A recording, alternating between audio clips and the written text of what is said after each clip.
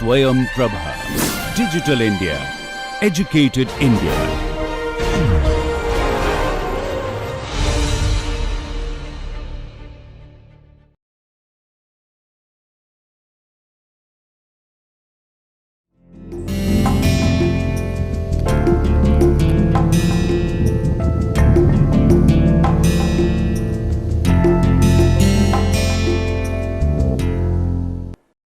Hello and welcome to Gender and Society. This is lecture number 9, where we will be discussing technology, family and marriage, particularly looking at the idea of the role of technology in the domestic spaces, in the domestic sphere of life. So, we will start with a couple of key questions here. How do inclusion of technology in domestic spaces inform gender relations, and what are some of the factors contributing to differential usage patterns, if at all, of technology within the domestic spaces. So, we have seen that scholarship has increasingly been invested in understanding the implications of technology, particularly the role of communication technologies such as use of computers, use of the internet, use of mobile phones, and how they are used within the family life. So, how have these technologies influenced family life, influenced domestic spaces, and so we have these several questions that some of them are still unanswered, some of them are not really researched adequately. So whether family members influence each other's use of technology, or once a technology is adopted, do they continue using it with the same degree or not. So, these are some of the questions that are yet to be looked at. What we will do in this lecture is to walk through some of the theoretical frameworks for understanding technologies, particularly in the domestic sphere, domestic spaces, and then talk of a couple of examples within the domestic spaces as they relate to power dynamics, power negotiations within family and marriage, within domestic spaces. So, we will start with understanding what is established in scholarship as the technology acceptance model, or TAM, which is premised on an idea that there is a perceived ease of use and a perceived usefulness that correlate with system use, and this is a relationship that explains why people accept or reject a technology. So, this is a larger picture. The TAM model is a larger picture that is also applicable to the IT, but then here we will look at, we will take the elements of the perceived ease of use and the perceived usefulness to understand how it plays out within the domestic spaces. So, this causal model, the TAM, hypothesizes that actual system use is affected by behavioral intentions, which are themselves affected by attitudes towards use. And this is coming from an economic background, this model. So, it looks at some of these behavioral patterns, some of these usage patterns, and how that informs the ease of use and the usefulness, or the perception of usefulness. Finally, the beliefs about the system of the perceived usefulness and the perceived ease of use in TAM directly affect attitudes towards use. So, in the end, it all boils down to the cultural belief system, the cultural practices that actually influence the system of TAM in this regard. So, it was originally proposed by Davis and others in 1989, where you can see that it is kind of a linear model where you have these external variables, and then you have the ideas of perceived usefulness and perceived ease of use, which cater towards influencing somebody's attitude towards using a technology in this case. And then comes the idea of the behavioral intention to use. So, what is the perceived usefulness and the intention with which the technology is being adopted, and then finally the actual system use. So, this is a very simple way of understanding how the technology acceptance model actually pans out to understanding the use of technology within the domestic sphere. Now, we have seen that TAM has attracted a growing body of research, which originally started with dealing with emails and graphics. So, that is one of the first areas where TAM was actually used, and this was later on extended to voicemail and word processor, to understanding spreadsheets and database management systems, adaptive technology for the physically challenged. So, the use of TAM, the application of the TAM has been across quite a platform, and much of these, as you will see, when we talk of emails, when we talk of graphics, voicemail, working with spreadsheets, or adaptive technology for physically challenged, all of them actually crisscross path with domestic lifestyle, with domestic spaces. However, we do see that there is a lack of gender based work in TAM, and the possible impact of gender on IT diffusion has been ignored in the earlier works of TAM.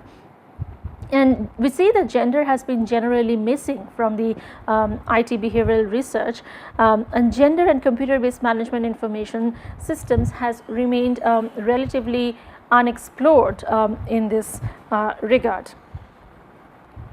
So, the gender differences in the perception and use of emails, with regard to this, we see that there is an acceptance of unequal power distance distribution.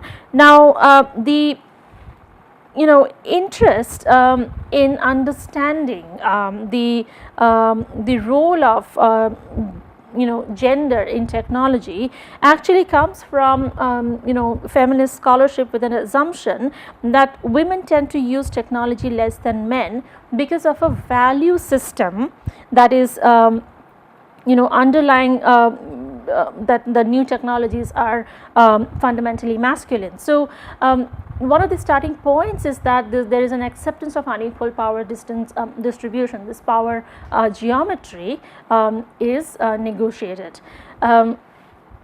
Uncertainty avoidance, acceptance of individualism, and disposition towards masculine attitudes and behaviors. So, we see that gender differences are one aspect of the overall cultural differences that exist between human beings, and we see that as we have talked about previously, national and ethnic gender differences constitute the socio-cultural factors that influence perceptions and behavior. So, if you take an example of any technology, so whether it is a mobile phone or a computer or a microwave oven or a dishwasher or a washing machine, any technology that you can think of is that we see today in most households within domestic spaces, we see that they are not just a product of a perceived ease of use or a perceived usefulness. They are also as much a product of the gendered understanding of national, ethnic, socio-cultural factors that influence the a person's behavior or adoption behavior towards these technology. In this respect, there is a very significant work done by Smitha Radhakrishnan, where she talks about gender, society and communication technology. And here Radhakrishnan actually interviewed software engineers in Silicon Valley and Bangalore, and looked at the phenomenal growth in India's IT industry that has produced a transnational class of professionals who are actively engaged in constructing a notion of new India that is global in scope yet Indian in essence. And much of these recreation of idea of an Indianness starts from the intimate sphere, as we see that starts from what are the changing values, what are the changing family values, what are the changing values within family, within marriage, within other sorts of domestic relationships. So we also see the role of professional women playing a critical role in reinventing the Indian family and a new kind of global Indianness in this work. So it's not just the appliances or the technology that one uses within the domestic space, but also the role of technology that is outside the domestic space, but that has a clear influence, a very strong influence on redefining a domestic space. So what emerges from this work is a new discourse of belonging to India as a fundamentally gendered one that relies on the ability of professional women to make delicate balances between an Indian home life and a global professional life. And all of these are actually posited on the intersections of gender, class and nation using an intersectionality lens. So there is a new way of thinking, a new discourse, a new way of conversing, that there is an idea of global Indianness which is is generated through a gendered idea that there is a Indian home life and a global professional life, and much at the center of this is the IT industry and the role of gender in formulating that new domestic space. So we also see that gender plays out in many levels in online communication. So we often believe that the internet is said to be inherently democratic, and it levels out traditional distinctions of social status, creating opportunities for less powerful individuals and groups to participate on a par with members of more powerful groups. So we do see that the internet or access to the internet actually has functioned quite democratically, and it levels out several of these distinctions between social status, between creating opportunities for less powerful versus those who have more power. So it has worked as a leveler, it has worked as a flattener. So some of the claims in this regard include a text-based computer-mediated communication that makes gender online communicators irrelevant or invisible. So oftentimes online communication gender remains invisible if until the time it is actually brought into focus.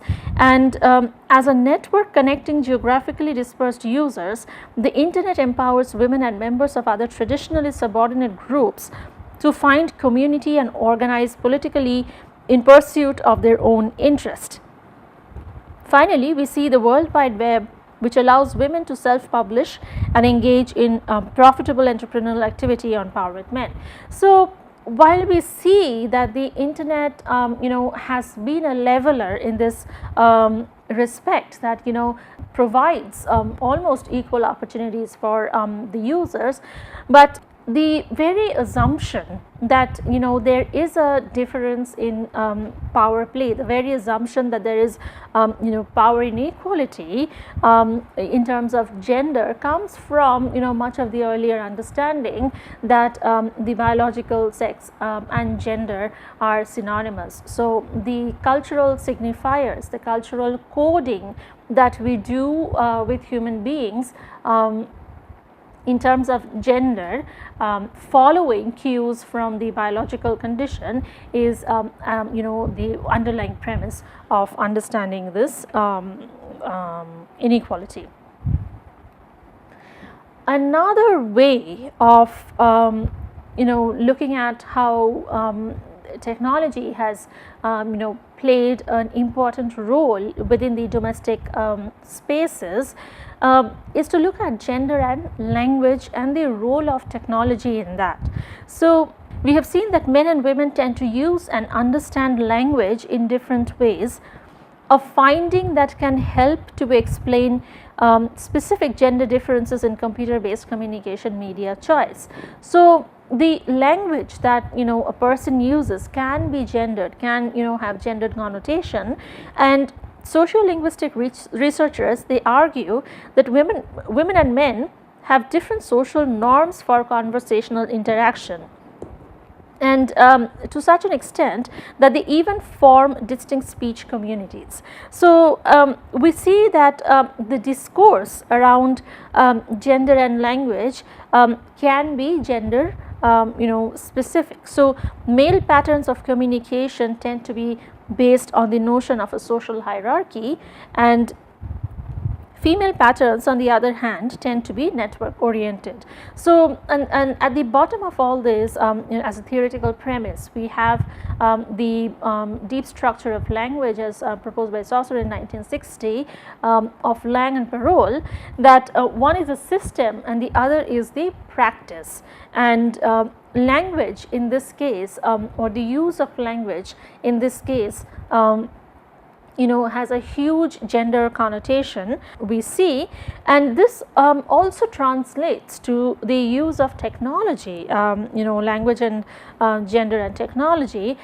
For example, you can see that there was a lot of discussion that went on with Siri, with Siri's voice being whether a woman or a man, and there's quite a few articles that have been invested in understanding that why we need to talk about that. So research has shown that people apply gender biases even to digital voices. So the very fact that even a digital voice such as Siri has a woman and has a male and a female voice is to show that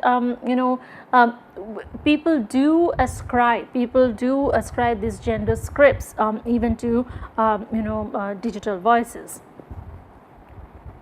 Researchers speculated that changing Siri's gender could actually alter how people use the device. So as you will read in several of these articles, that there has been a lot of speculation about people changing their usage pattern depending on the nature of the Siri's voice, whether it's male or female. And whether Siri's gender would change the nature of people's queries is something that is yet to be researched.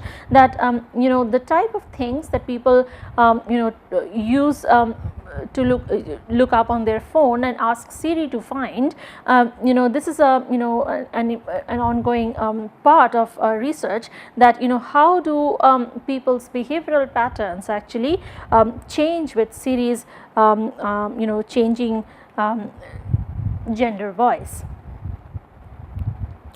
So with this we come to an understanding of another theoretical framework called technological determinism, which is a paradigm that tends to overlook the fact that the development and uses of any technology are themselves embedded in a social context and are shaped by that context. So A technological determinism paradigm is one that extracts out the social context from its understanding, and technology is looked at totality.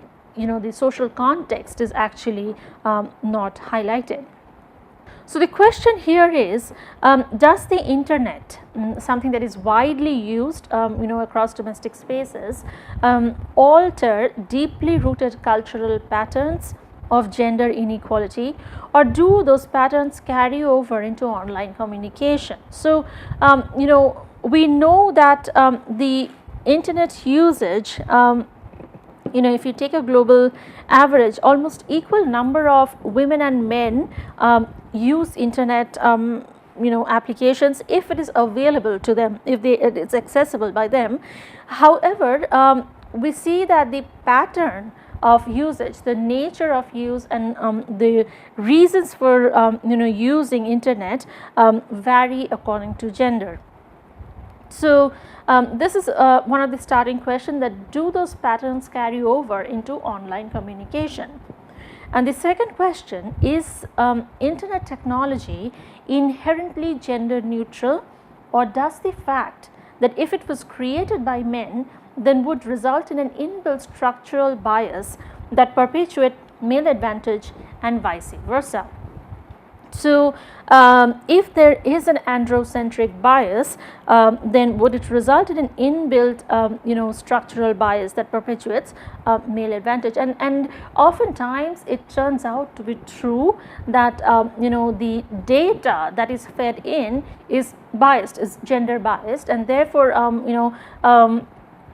much of the search results that you see on the internet, they have a gender bias, and there has been a lot of work, academic work that has been invested to find out how and why this this data is gender biased, and much of this work comes from the area of artificial intelligence, AI.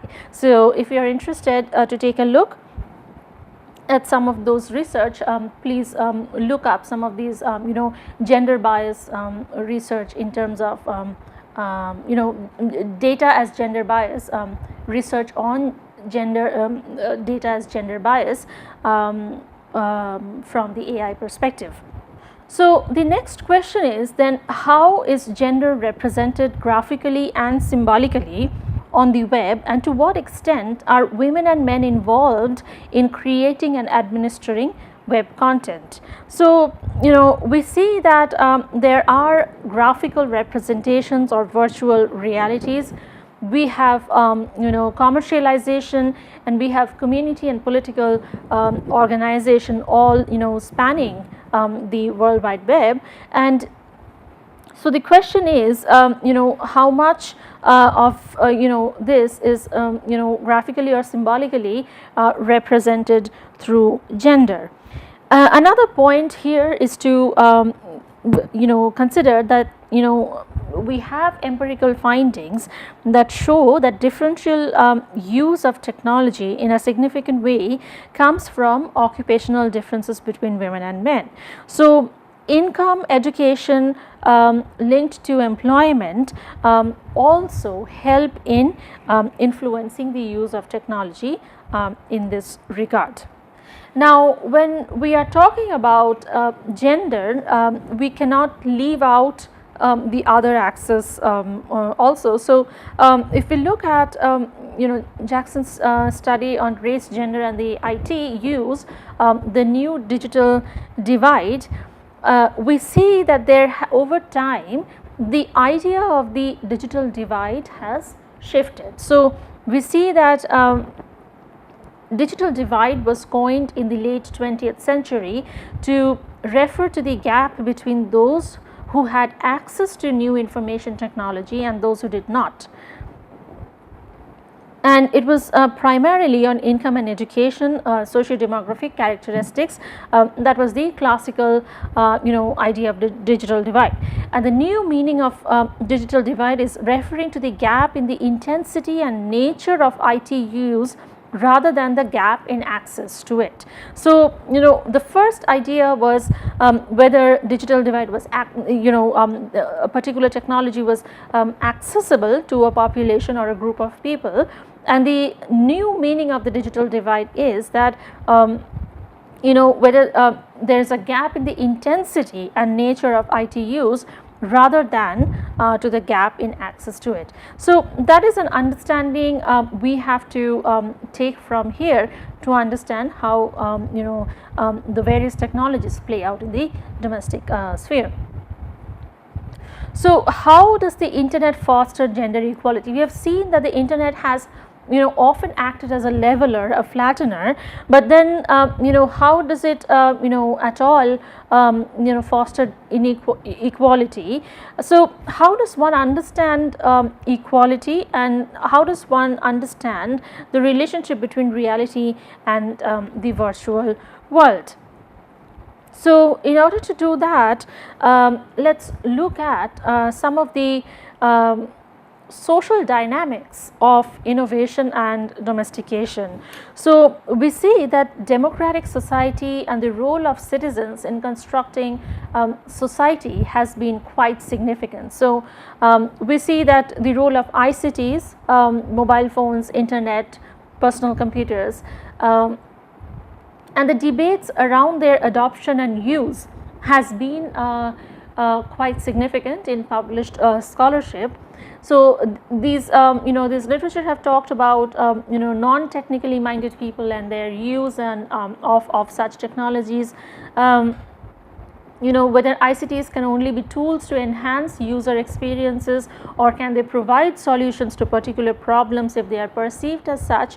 So, we go back to the TAM model of perceived use, and then the visions to be realized to expand usage. So, scholars have talked around these areas, and the idea of social dynamics where technology cannot alone create an ideal society. So, we are trying to understand the role of technology in a particular area of society, and we see that social dynamics between potential users and those in their social environment play out a huge deal in this respect between users and other stakeholders such as engineers and designers, producers, policymakers and managers, that shape which ICTs will be used, how they will be used, and what type of society will emerge. So, again, there is a very complex network between those who produce these technologies and those who use these technologies. So, the network between engineers, designers, producers, policymakers, managers, and finally the end users, which shape what sort of technology is going to be catered to that society, and what type of social change or what type of society will emerge out of such a negotiation, such a power geometry. So, next we see what are some of the patterns of adoption and integration of ICTs within society and within the domestic sphere. So, we see that sociological studies, both quantitative and qualitative, have shown studies of user interfaces and the usability of ICTs, and they have examined wider issues beyond the design of very particular products. So, launching a technology or introducing a technology to a society, the design is of course an important part, but there is larger social context at play between the producers and the users, and this is what several of the sociological studies have focused on. And consuming technologies, that part of scholarship has focused on to look at technologies being consumed increasingly in the domestic context, and technologies consuming us, the users, or transforming us to the potential inherent in them. So, there is a huge deal of influence that technologies actually have on the users, and a very strong influence in shaping the domestic context, the domestic spheres, relationship within a domestic context in this regard, that technologies are capable of in transforming. So here we take a look at one of the social theories that is applicable in this technology user interaction between a human non-human interaction, and this is the actor network theory proposed by and several theorists, and Bruno Latour have has been one of the proponents, where he says that when we believed that we were modern, we could content ourselves with the assemblies of society and nature. But today we have to restudy what we are made of and extend the repertoire of ties and the number of associations way beyond the repertoire proposed by social explanation. So, this is coming from his very significant work, We Have Never Been Modern, and where he examines a Eurocentric history of sociology of scientific knowledge, where he talks about the relationship between the human and the non-human, and what are the implications of these associations. So, from the actor network theory, we see that nature, society and technology are seen not as priori starting points or privileged means of explanation. So, we see that the actor network theory refers to these agents as actors or actants, and it presumes that each actor carries no necessary or pre-existing qualities other than those that are constructed within a network within which it necessarily finds itself. And as a result, it maps a semiosis of material entities. So, in short, what the actor network theory talks is that the network of nature, society and technology, none of these are a priori, so none of these are pre-existing, but they all converge, they interact and converge to produce one total understanding, one total experience, and one way of understanding that experience is the actor network theory. Actually raises some central questions. So, what is the significance of how we relate to each other for the technologies we live with, and how are the basic needs and activities that define home life and togetherness, like cooking, cleaning, caring, defined by and accomplished within socio-technical relations. So, this is a very significant questions that the ANT, the actor network theory proposes, that first, that what is the significance of how we relate to each other for the technology. So, when relationships are based on, say, technologies such as communication technologies, or when home life or togetherness is based on technologies that help cooking, cleaning or caring. So, what are the significance of these relationships, significance of these networks? How does contemporary culture connect technological and relational aspects of close personal relationships such as those of family? And how are the objective experiences of the world expressed in relation with the material and the subjective world, and based on the self and on personal evaluations of relationships with others, defined and expressed in the engagements with everyday home life and the machines we use? So, again, the relationships that are influenced and the experiences that have been objective in a subjective world. So, how are these relationships redefined, if at all, through the use of technologies within the domestic sphere? So, no general model of how people use objects can ignore household practices and relations. So, irrespective of which technology that you use, it is difficult to ignore its influence on household practices and relations, and the reverse is also true, that no general model of household practices and relations can ignore how people use objects.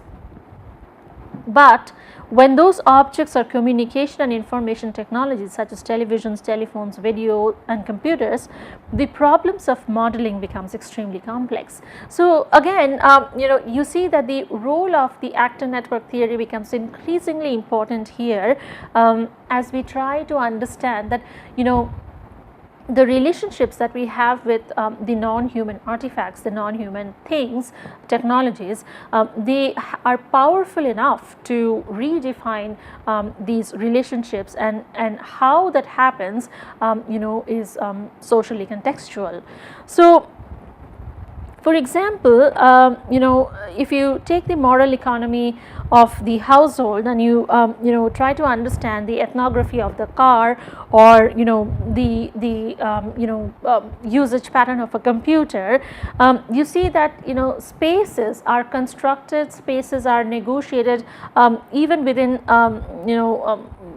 inside a car. That is a technology that actually is used for domestic purposes also. So how are spaces not just within the home, but also technology that actually moves out of the domestic space, but yet is linked with the domestic relations, how are those spaces also negotiated. So these are very interesting ways to understand the how technology permeates into our lives, permeates into social life, into domestic life, and recreates many of these spaces, recreates many of these relations between people.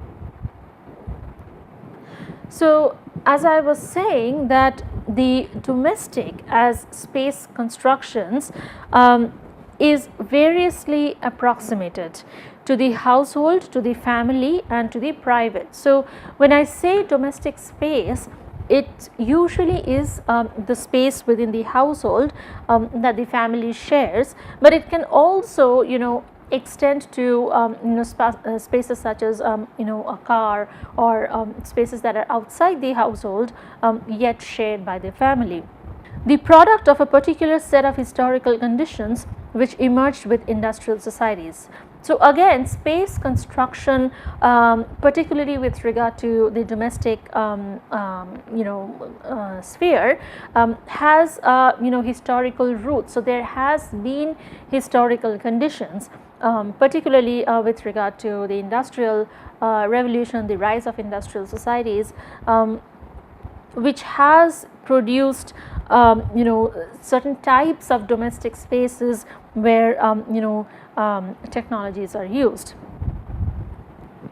and it is defined through its necessary and constant interrelationship with the public sphere. So, it is not mutually exclusive, it is not detached from the public sphere, but it is constantly in relationship with the public sphere, and this is how domestic space is constructed and informed, that is in relationship with its public sphere.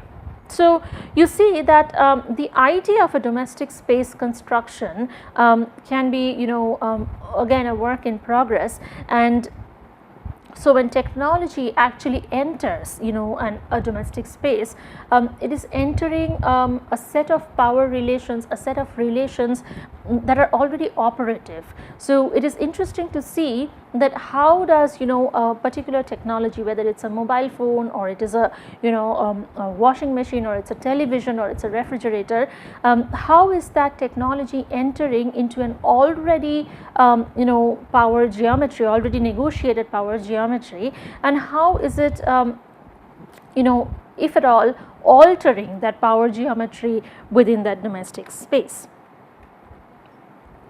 So we we'll look at one such example, the microwave oven, and this is quite a ubiquitous item that we see in a common household these days. So if you look at the technology itself, so it embodies its relations of design and production. So there is we have a set of designers who is conceiving the idea, who's designing the product, and then producing it. These relations are, among class and other things, a matter of ethnicity and gender. So it is very socially contextual that what type of microwave would a family buy, if they buy at all, and then it is heavily informed by the class and other axis of differences that influence gender. So there is a decision making process that continues to influence whether, starting from a decision whether there would be a need to introduce a technology within a domestic space, to deciding what type of technology, and then finally once the technology is adopted within that domestic space, what is its role. So studies have shown that studies that have focused on the microwave oven as a technology that has entered the domestic space, the negotiation between cooks who are mainly women and those for whom they cook, that are mainly men and children, concerning what is good cooking, and given a certain product, its combination of microwave and convection heat sources. So there are a couple of important assumptions in this, that again we go back to the biological understanding that several of these gender roles, like cooking and cleaning, are often equated with women, and then the idea of the provider is often equated with male, and this assumption gets translated here also, assuming that this is a technology primarily that would be used by the cooks, who would primarily be women, and catering to the providers, who are primarily men. So you see that how very subtle power geometries are negotiated with assumptions or perceived assumptions that we have talked about earlier. So we see that some of these research have also focused on the fact that microwave brings forward from the factory into the kitchen certain relational possibilities. So once you have introduced a technology such a microwave within the domestic sphere, you have you may have a change in eating habits, you may have health concerns such as radiation, etc., with the introduction of technology within the domestic space. So finally what happens is, in this case, the microwave oven enters a household where certain relations are already well embedded. So as I said, a technology is entering a household or entering a power geometry, a power negotiation that is already been negotiated, and this is where the role of technology comes in, that is it influencing the existing power relations in terms of gender, or is it how is it recreating or reproducing another power geometry.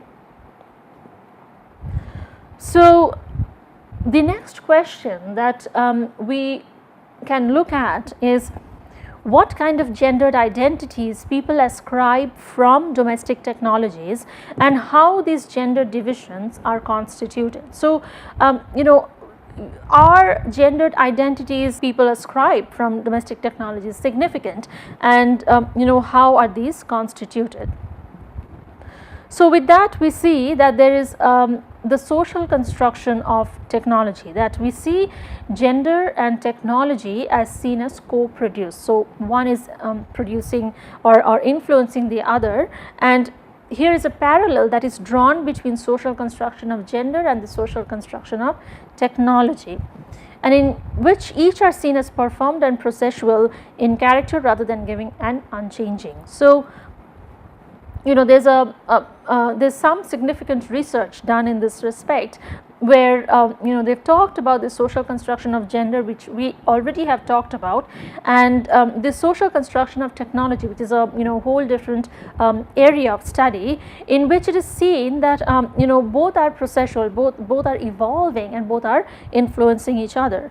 And technology not just affects gender relations and identities, but also gender has an impact on technologies, their development and design. So again, it's a symbiotic relationship, and consequently it is possible to create gender sensitive technology, but how it is used by whom and when and what are the final causes cannot be forecasted, since users with different gender identities have an ability to modify artifacts to suit their purposes. So what happens is, most of these technologies have a gender ascription, a gender code assigned to them, with an assumption, with a prior assumption that what sort of users will be using such a technology. However, it cannot be forecasted, since completely, since much of these users have the ability to modify these artifacts to suit their purposes. So this alteration in turn affects the technology, the ways it is designed, and more importantly what is considered worthwhile to be designed. So again, it's a an iterative way of understanding a technology, that when something is designed and tested on a society, and then there's a society's feedback on that technology, and then it's a feedback loop. In order to understand that, we need a little bit of exposure to understanding how we understand material culture. So we see that objects and artifacts are a central part of our everyday lives and surrounding culture. They affect our mundane activities through their physical appearance and by having an ability to restrict or enable our actions. So this falls in or this brings in, borrows from another area of study, where culture is looked at from all these various angles, and material culture is one of these lenses, that objects and artifacts are a central part of cultural life, and what sort of power do they have to influence social life. And objects do not only have visible physical essence, but they are able to create, mediate, and sustain different meanings which are linked to wider patterns of surrounding culture. So they also create, mediate, and sustain different meanings, creating cultural patterns. So now, with that understanding, we need to understand how inscription and description of technical devices take place in society. So designers, when they are thinking of a technology, thinking of a product, they inscribe their ideas of the world in a technical device. Whether intentional or not is not clear in research, and users read those as codes. So these are called gender codes oftentimes in these technical devices. This means that not all people perceive and ascribe the same gadgets the same way, and this reading process may be quite different to what designers had expected. So some person or a group of people are designing a product with certain presumptions, with certain assumptions of how the use pattern would be, and then when it is actually reaching the users who are interpreting these codes in that technical device, it may be so that these perception or the ascription of these codes may not match with what the designers had planned. So this constant understanding of ascribing or describing a product is referred to as gender script of a product in scholarship. So gender script refers to the representations and artifacts designers have or construct of gender relations and gender identities, representations that they then inscribe into the materiality of that artifact. So again, in other words, it's a a gender code, a gender script that is attached to any particular gadget. And very interesting study was done to show that what are some of the gender codes or gender scripts attached to some of the commonly used household technical devices or appliances. So as you can see from this chart that some of the most neutral ones are radio, microwave oven, refrigerator and a coffee maker. The most feminine ones are hair dryer and washing machine, and most masculine ones were gender scripted were stereo equipment, computer, television, a VHS player or a DVD player. So you see that if you now reflect back and think for yourself some of the technologies that are used within your domestic sphere, that is there a gender code to these devices or appliances or technologies, and if yes, are they masculine, are they feminine, or do they not have a gender code? So it's an interesting exercise that you can do by yourself. So looking at scholarship and trying to understand how gadgets have gender, there are 3 discourses that help us understand how the gender script of any technology can be understood. The expertise discourse, the appearance and sound discourse, and the anthropomorphism discourse. So the expertise discourse talks about who understands the gadget better, that is, who maintains, updates and counsels others to use the device. In the expertise talk, the gender division was justified also by who is considered to be more interested in the device,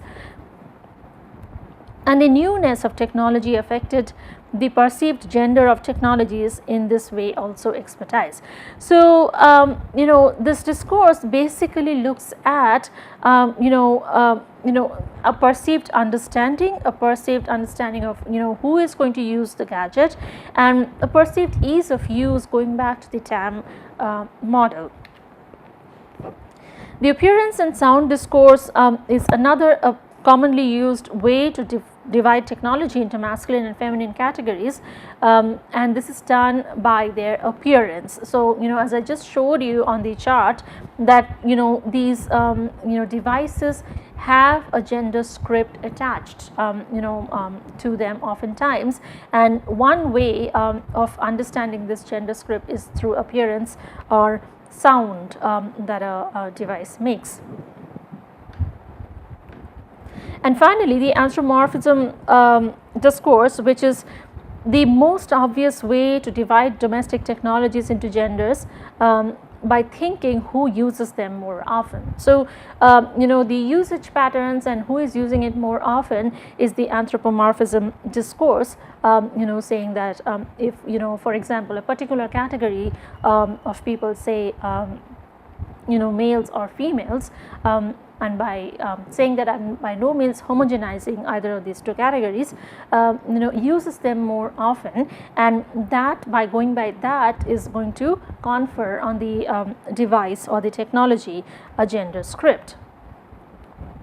So this is again as we find in existing scholarship that there are these masculine and feminine attributes of domestic technologies, going by the discourse that I just talked about, the appearance, usability, technicality, sound, rate of novelty use, and then you see that it is possible and it actually happens that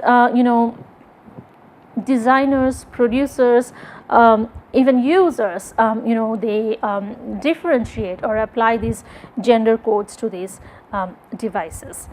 So in conclusion, we do have several questions arising then. So if we think of the circuit of technology in terms of gender identity and power, then what do we mean by social when we speak of technology, right? what do we mean by technology when we speak of gender, what is the connection between technology and power, and what kind of power are we talking about.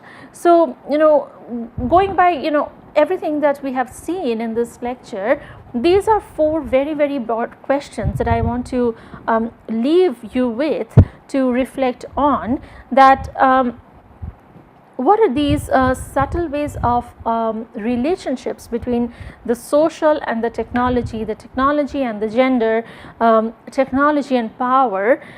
So, how does gender, identity and power all pan out to form a circuit of technology that we can use to understand intimate relations such as in family and marriage. And I do want to leave you with an overall question here, that how does technology redefine gender power relations in domestic space. And if you are interested to read more on this, you can look up this article, which is a very recent 2015 article by Greenwood and others. And in the next lecture, I will take up the topic of gender and education. Thank you.